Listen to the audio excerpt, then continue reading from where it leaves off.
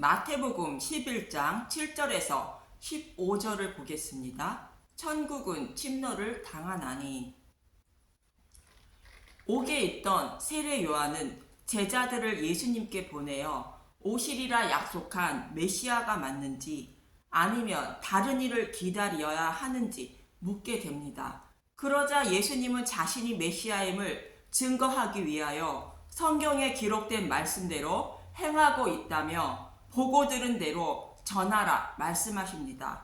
세례 요한이 예수님이 오시리라 약속한 메시아임을 증거하며 물세례까지 주었는데 메시아가 맞는지 의심을 하고 있는 것은 예수님이 행하신 일들이 자신이 알고 있는 메시아관과 다르다는 것인데, 모든 사람은 영적 맹인이며 듣지 못하고 말하지 못하는 자들이라 성경에 기록된 말씀을 자신에게 유익이 되는 말씀으로 곡해하여 알고 있기 때문에 세례 요한도 의심하고 있다는 것으로 모든 백성들이 실족하고 있다는 것입니다. 그래서 예수님은 이렇게 각종 영적인 병에 걸려 실족하여 구원받지 못하는 자신의 백성의 병을 치료하여 주셔서 구원하시기 위하여 오셨다고 말씀하고 있는 것입니다. 이렇게 예수님이 오시리라 약속한 메시아이며 세례 요한도 예수님의 앞에 길을 준비한 엘리야가 맞다고 본문에서 말씀을 이어가고 있는 문맥입니다. 본문 7절에서 8절을 보겠습니다. 마태복음 11장 7절. 그들이 떠나매 예수께서 무리에게 요한에게 대하여 말씀하시되 너희가 무엇을 보려고 광야에 나갔더냐? 바람에 흔들리는 갈대냐? 마태복음 11장 8절. 그러면 너희가 무엇을 보려고 나갔더냐? 부드러운 옷 입은 사람이냐? 부드러운 옷을 입은 사람들은 왕궁에 있느니라. 그들이 떠났다는 것은 세례 요한이 보낸 사람들이 예수님의 답변을 가지고 떠났다는 것입니다. 그리고 남아있는 무리들은 세례 요한이 회개하라 천국이 가까이 왔다라고 외칠 때에 세례 요한에게 나갔던 사람들임을 알 수 있습니다. 세례 요한을 보러 나갔던 사람들에게 예수님은 무엇을 보려고 광야에 나갔더냐? 바람에 흔들리는 갈대냐? 부드러운 옷 입은 사람을 보려고 나갔더냐? 하며 말씀하고 있는 것입니다. 바람에 흔들리는 갈대처럼 이웃 친구가 장에 가는 것을 보고 아무 목적 없이 장에 따라간 것은 아니냐는 것입니다. 또 부드러운 옷을 입은 사람을 보러 간 것은 구경하기 위하여 나간 것이 아니냐는 것입니다. 저와 여러분에게도 예수님은 교회에 나오는 이유를 묻고 계시는 것입니다. 아무 목적 없이 다니시거나 진리의 말씀을 듣기 위한 것이 아닌 이 땅에서의 유익을 위하여 또는 자신의 육신의 만족을 위하여 교회에 나오시는 것은 아닌지 예수님은 묻고 계시는 것입니다.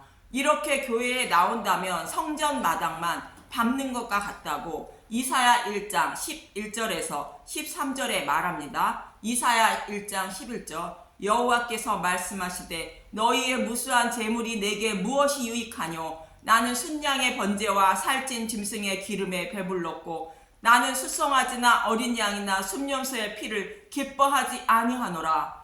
제단의 제물을 드리는 것을 기뻐하지 않으신다는 것입니다. 이사야 1장 12절. 너희가 내 앞에 보이러 오니 이것을 누가 너희에게 요구하였느냐? 내 마당만 밟을 뿐이니라. 이사야 1장 13절. 헛된 제물을 다시 가져오지 말라. 분향은 내게 가증히 여기는 바요 월삭과 안식일과 대회로 모이는 것도 그러하니 성회와 아울러 악을 행하는 것을 내가 견디지 못하겠노라.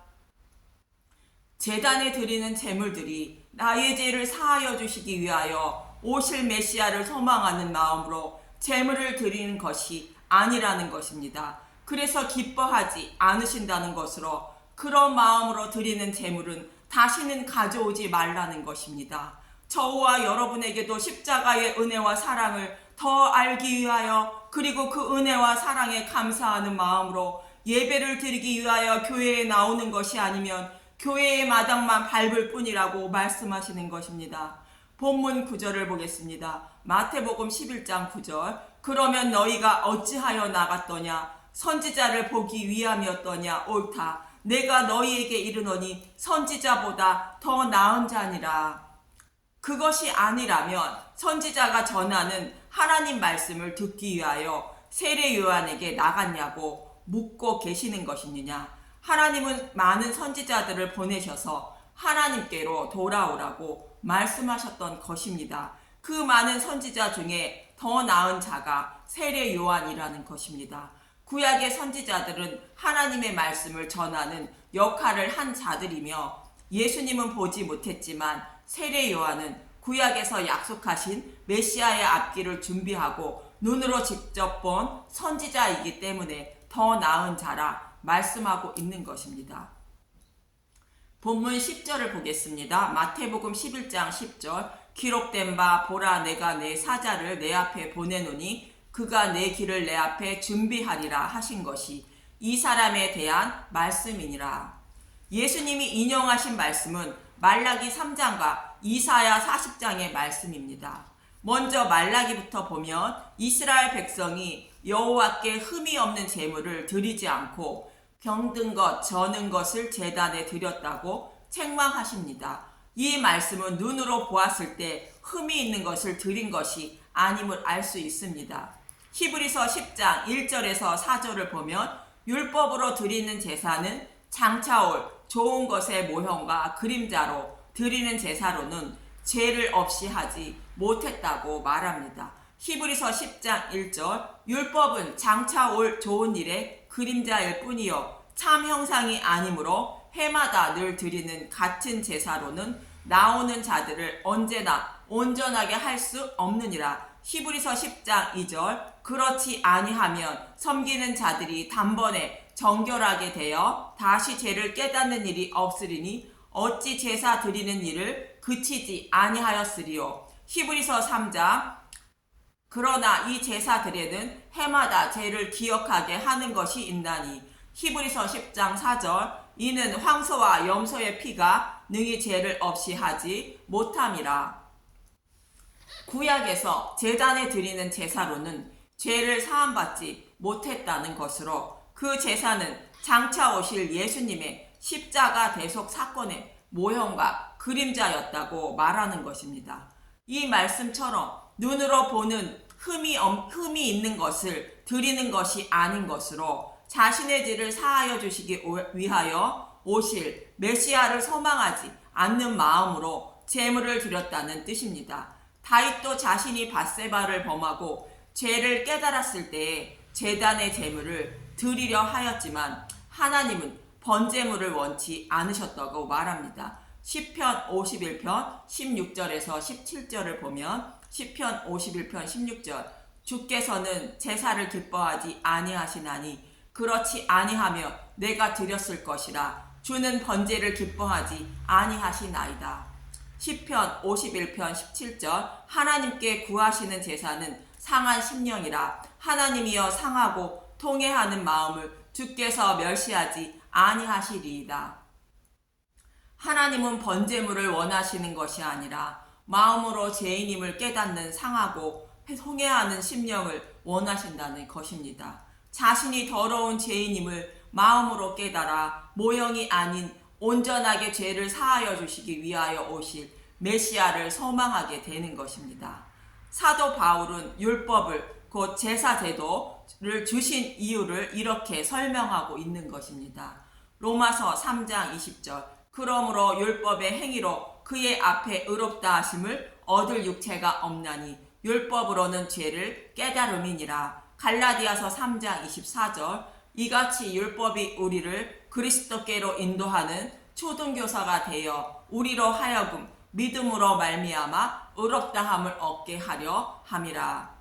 율법으로 죄를 범했을 때마다 제단의 제물을 드리라는 말씀하신 것은 죄를 범할 때마다 제물을 드림으로 죄를 온전히 사함받지 못하는 죄인임을 깨닫게 하시고 온전한 제물이 되셔서 단번에 모든 죄를 사하여 주실 메시아를 소망하게 하기 위하여 율법으로 제사를 드리라 명령하셨다는 것입니다.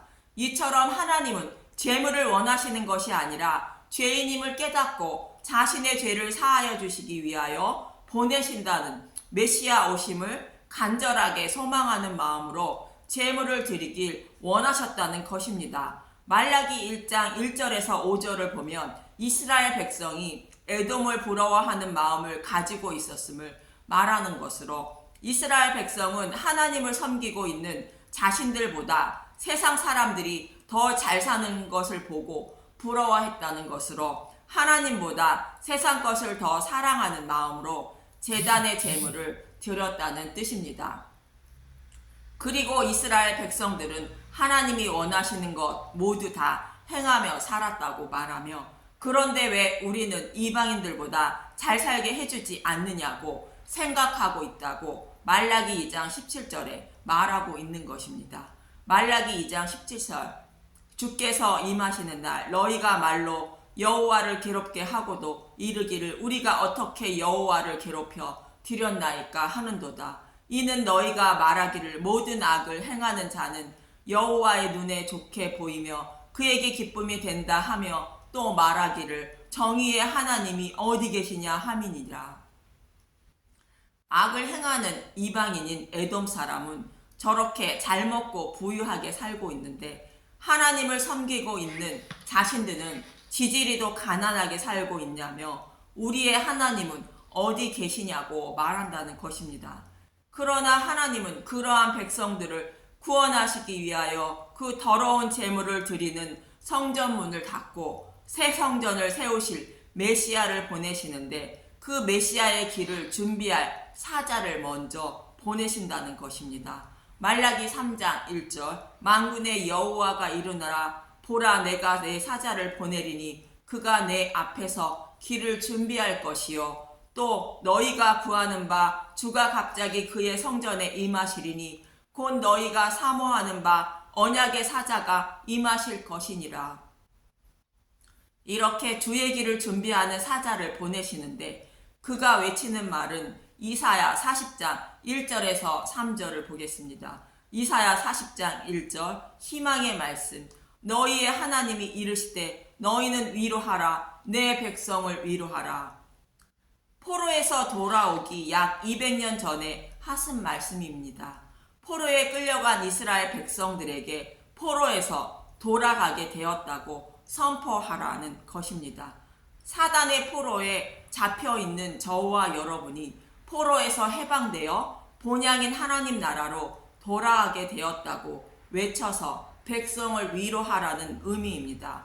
이사야 40장 2절, 너희는 예루살렘의 마음에 닿도록 말하며 그것에게 외치라. 그 노역의 때가 끝났고 그 죄악이 사함을 받았느니라. 그의 모든 죄로 말미암아 여호와의 손에서 벌을 배나 받았느니라 할지니라 하시니라. 모든 죄를 사함 받았다는 것으로 아담과 하와의 죄로 인하여 사단의 포로로 끌려가 노예로 살고 있는데, 이제 죄 사함을 받아 포로에서 해방되었다고 마음에 닿도록 외치라는 것입니다. 약속하신 메시아가 오셔서 죄를 대속해 주심으로 모든 죄를 사함 받았다고 외치라는 것입니다. 이사야 40장 3절, 외치는 자의 소리여 이르되 너희는 광야에서 여호와의 길을 예비하라. 사막에서 우리 하나님의 대로를 평탄하게 하라. 이 말씀대로 백성의 모든 죄를 사하여 주시기 위하여 오시리라 약속한 메시아가 오셨다고 외치라는 것으로, 세례 요한은 이 말씀처럼 회개하라 천국이 가까이 왔다고 외쳤고, 예수님이 오시리라 약속한 메시아임을 광야에서 외치며 증거한 것입니다. 그래서 예수님은 세례 요한이 예수님 앞에서 길을 준비한 사자라고 말씀하고 있고, 예수님이 약속한 메시아라 말씀하시는 것입니다. 본문 11절을 보겠습니다. 마태복음 11장 11절, 내가 진실로 너희에게 말하노니 여자가 낳은 자 중에 세례 요한보다 큰 이가 일어남이 없도다. 그러나 천국에서는 극히 작은 자라도 그보다 크니라. 모든 사람 중에 세례 요한보다 큰 사람이 없다는 것이며, 천국에는 세례 요한보다 더 크다는 것입니다. 여기서 큰 이는 예수님을 말합니다. 구약의 선지자들이나 구약 사람들은 오시리라 약속하신 메시아를 눈으로 본 사람이 없다는 것입니다. 그러나 세례 요한은 약속하신 메시아를 눈으로 보았고 그의 앞길을 평택케 한 사람이라는 것입니다. 그래서 크신 예수님을 눈으로 본 구약의 마지막 선지자라는 뜻으로 큰이라고 말씀하고 있는 것입니다. 그러나 천국에서는 극히 작은 자라도 요한보다 크다는 것은 약속하신 메시아가 약속대로 십자가에서 대속 제물로 죽으시고 부활하신 것을 눈으로 보고 믿어 천국에 들어간 사람이라는 뜻으로 요한보다 더 크다고 말하는 것입니다.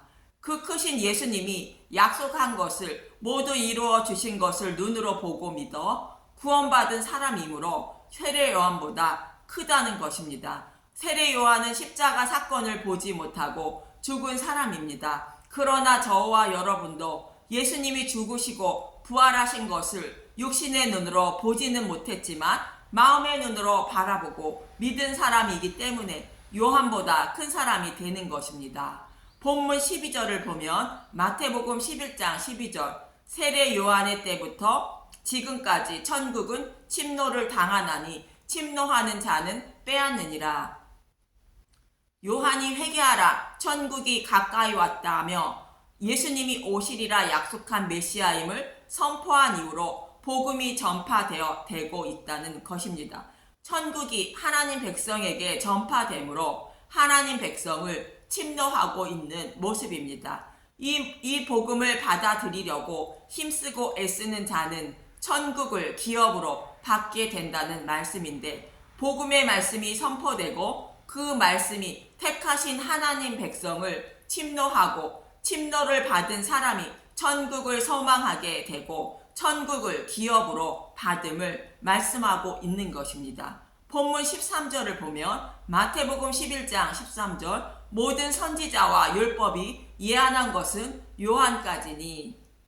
모든 선지자와 율법은 구약 성경 전체를 말하는 것으로 구약 성경에는 타락한 자신의 백성을 구원하시기 위하여 메시아를 보내신다고 약속하고 있고 그 메시아가 어떤 일을 하시고 어떻게 구원하실 것인지 말씀하고 있다는 뜻입니다. 그 약속대로 오신 예수님이 구약에서 약속한 메시아라 말씀하고 있는 것입니다. 율법의 시대는 끝나고 이제 복음의 시대가 되었다는 것입니다. 예수님도 구약 전체가 자신에 대하여 말씀하고 있다고 누가복음 14장 44절에 말씀하고 있습니다. 누가복음 24장 44절 또 이르시되 내가 너희와 함께 있을 때에 너희에게 말한 바 곧 모세의 율법과 선지자의 글과 시편의 나를 가리켜 기록된 모든 것이 이루어져야 하리라 한 말이 이것이라 하시고. 이렇게 예수님은 성경이 예수님에 대하여 기록되어 있다고 말씀하시고 있는데 하나님을 잘 섬기고 있고 하나님이 택하신 선민이라 자랑하며 성경의 말씀을 가르치며 살아가는 유대인들은 예수님이 메시아임을 알지 못했다는 것입니다. 그래서 예수님은 성경이 자신에 대하여 기록하고 있다고 변화산에서 이렇게 말씀하고 있습니다. 누가복음 9장 28절에서 33절을 보면 누가복음 9장 28절 영광스러운 모습으로 변화되시다. 이 말씀을 하신 후 8일쯤 되어 예수께서 베드로 요한과 야고보를 데리고 기도하시러 산에 올라가사 누가복음 9장 29절 기도하실 때에 용모가 변화되고 그 옷이 휘어져 광채가 나더라. 누가복음 9장 30절 문득 두 사람이 예수와 함께 말하니 이는 모세와 엘리야라. 누가복음 9장 31절 영광 중에 나타나서 장차 예수께서 예루살렘에서 별세하실 것을 말할세. 모세는 율법의 대표이며 모세오경을 상징하고 엘리야는 선지자의 대표로 선지서 전체를 말하는 것으로 본문에서 말하는 모든 선지자와 율법과 같은 의미로 구약 성경 전체를 상징하고 있는 대표 인물인 것입니다.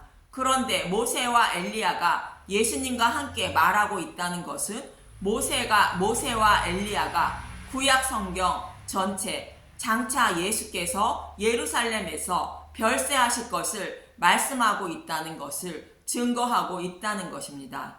구약 성경 전체에는 메시아가 오셔서 성전이 있는 예루살렘에서 백성의 죄를 대속하는 대속 제물로 죽으시고 부활하실 것을 말씀하고 있는데, 그 일을 예수님이 이루어 주신다고 모세와 엘리야가 말하고 있는 것입니다. 이스라엘 백성과 제자들이 이 말씀을 모르고 있으니 모세와 엘리야가 대신 말해주고 있는 것입니다. 저와 여러분에게도 성경의 말씀을 읽고 묵상할 때 모세와 엘리야가 예수님에 대한 말씀을 말해주고 있는 것입니다.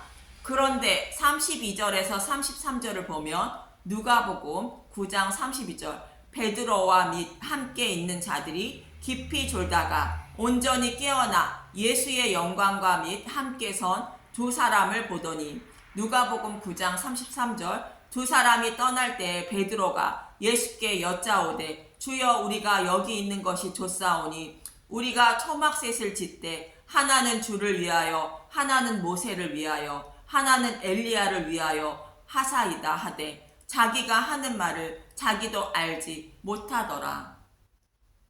베드로와 및 함께 있는 자들이 깊이 졸았다는 것입니다. 이 말씀은 구약 성경에서 메시아가 십자가에서 대속 제물로 죽으실 것을 말씀하고 있었는데 그 말씀을 알지 못하고 있었다는 뜻입니다. 베드로는 예수님이 하나님의 아들임을 고백했지만 예수님이 많은 고난을 받고 죽으시고 3일 만에 부활하신다는 말을 듣고 그렇게 되지 못한다고 말렸던 사람으로 성경의 말씀을 통하여 예수님이 하실 일을 알지 못했던 사람이었음을 알 수 있습니다. 그런데 예수님이 성경의 말씀대로 죽으신다는 것을 모세와 엘리야가 말하자 졸음에서 온전히 깨었다는 것으로 구약 성경은 예수에 대하여 말씀하고 있고 그 말씀대로 예수님이 이루어 주셨음을 보고 믿는 자가 졸음에서 온전히 깨어난 사람으로 영적인 눈을 뜬 믿음의 사람이라 말하고 있는 것입니다. 베드로는 모세와 엘리야가 전해주는 말을 듣고 영적인 눈을 뜨게 되어 천국을 바라보게 된 것입니다. 그래서 여기가 좋사오니 초막셋을 짓는다는 것으로 베드로가 천국을 소망하는 자가 되었다는 뜻입니다. 본문 14절에서 15절을 보면 마태복음 11장 14절, 만일 너희가 즐겨 받을진대 오리라 한 엘리야가 곧 이 사람이니라. 마태복음 11장 15절, 귀 있는 자는 들을지어다. 구약 성경 전체가 예수님에 대하여 말씀하고 있고 그 말씀대로 예수님이 육신의 몸을 입고 오신 것이며 메시아가 오시기 전에 엘리야가 먼저 오리라 약속한 것처럼 세례 요한이 오시리라 약속한 엘리야로 예수님이 메시아임을 증거했다는 것입니다. 그래서 세례 요한이 엘리야가 입고 있던 옷을 입고 있었다고 성경은 말하고 있는 것입니다. 열왕기하 1장 8절, 그들이 그에게 대답하되 그는 털이 많은 사람인데 허리에 가죽띠를 띄었더이다 하니 왕이 이르되 그는 디셉 사람 엘리야로다. 엘리야는 털이 많고 허리에 가죽띠를 띄었다고 말하는데 마가복음 1장 6절을 보면 마가복음 1장 6절, 요한은 낙타 털 옷을 입고 허리에 가죽띠를 띠고 메뚜기와 석청을 먹더라. 엘리야의 모습과 같이 세례 요한이 하고 있었음을 말하며 요한이 오리라 약속한 엘리야임을 말하고 있는 것입니다. 엘리야는 회개하고 하나님께로 돌아오라고 이스라엘 백성에게 하나님 말씀을 전했다면 요한은 회개하라 천국이 가까이 왔다라며 율법에서 복음으로 돌아오라고 외치고 있었던 것입니다. 이 복음의 말씀을 들을 귀가 열린 사람만 들을 수 있다는 것으로 귀 있는 자들은 들을지어다라고 말씀하고 있는 것입니다. 들을 귀는 성령이 임한 사람만 들을 수 있고 마음에 새겨 믿을 수 있는 것입니다. 저와 여러분은 세례 요한보다 큰 자들입니다. 성경의 말씀대로 예수님이 육신의 몸을 입고 오셔서 말씀대로 저와 여러분의 죄를 십자가에서 대속 제물로 죽으시고 부활하신 것을 마음의 눈으로 바라보고 믿은 자들이며 천국에 들어갈 자들인 것입니다. 그 믿음의 눈을 뜨게 하신 분이 저와 여러분의 마음속에 침노하여 들어와 계신 예수님임을 잊지 마시고 그분의 은혜와 사랑을 잊지 않고 살아가는 저와 여러분이 되시길 간절히 소망하며 기도합니다. 감사합니다.